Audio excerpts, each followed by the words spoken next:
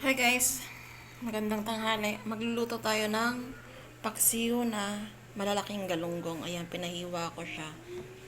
Tapos, lalagyan natin siya ng gulay na puso ng saging. Ayan, tinanggalan ko rin siya ng mga yung matigas sa part, yung matigas na nasa gitna para masama pa natin. Sayang at masarap din kasi to. And then, lagay na natin yung luya. Ayan, try nyo to guys sa paksiw o kaya sa sinaing puso. Ayan, masarap siya. At least may gulay na po yung ating lulutuin. Ano. Huwag nyo napansinin yan kasi yun yung sinison ko. Talagang sadyang umitim yan siya. Hindi siya kalawang guys ha. Yan, lagay na natin. Ipo-form lang natin yung mga isda guys. Ang natin, ayan, lagay-lagay na. Ayun, sumunod yung isang ulo.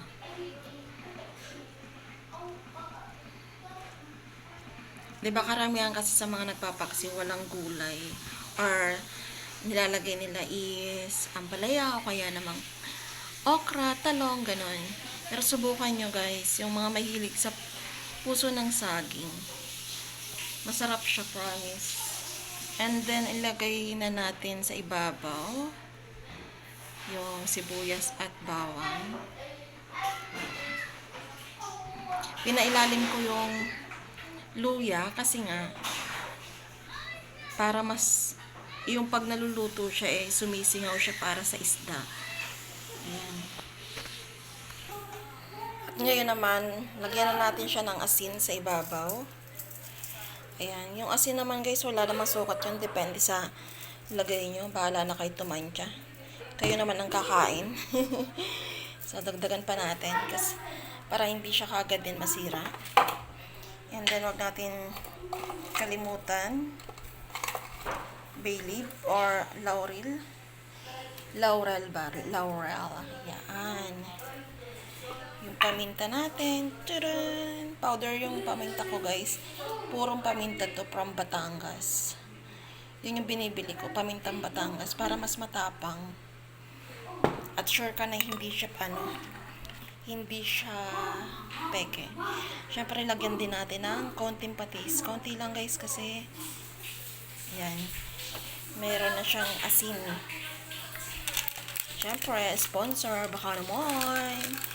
Pang magic sa ating luto. Ayan. Ubus na natin at wala na rin namang laman. At hindi mawawala ang suka. Dato puti, baka naman.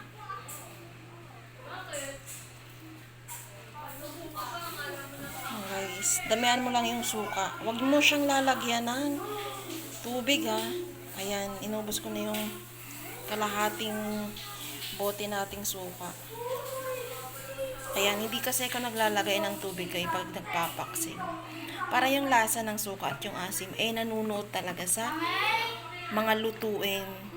Isa yan sa mga sikreto ko kaya masarap yung mga simpleng ulam guys.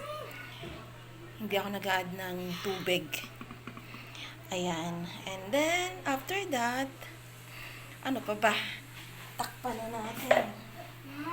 Tada! Takpan na natin siya. Kompleto na rin naman lahat. Toink. Ayan. At syempre, isa lang na natin guys sa apoy. Diba? Kahit ng kawali ko. Sinison ko siya para hindi dumidikit yung kanyang mga piniprito. So, kaya ganyan yung kanyang kulay guys. Search nyo na lang sa YouTube or bahala kayo kung bakit nagbo-brown yung kawali pag sinisison. So, buksan na natin.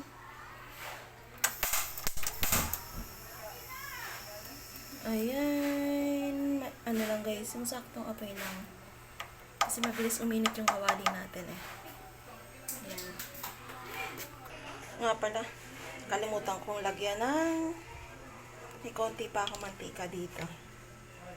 Lagyan natin siya ng mantika guys para hindi kaagad siya masunog. Yan, iubos na natin. Konti na lang naman ito Tadaan! Simut sarap. And then, takpan na natin. Di ba, bilis kumukulo na. Kasi nga, mabilis siyang masunog. Kaya sobrang hina lang ng apoy na ginagamit ko pag ito yung kawali. Yan. Wait na lang natin maluto, guys. Yan, lutuin natin siya siguro mga 45 minutes. Goods na yan, guys. After 45 minutes. Or maybe 30 minutes lang po. Basta update ko kayo pag luto na. Thank you, Lord.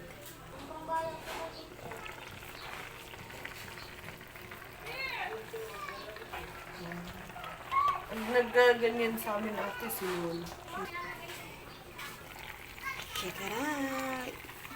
Manyaman na. Ayan, sarap na neto, guys. Oh. Nanunuot na siya. Ayan. Siguro mga 5 minutes na lang papatayin ko na siya.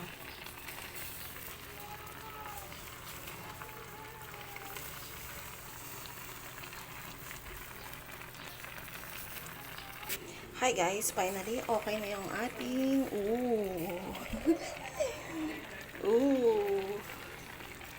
Taray! Papatayin ko na yung apoy.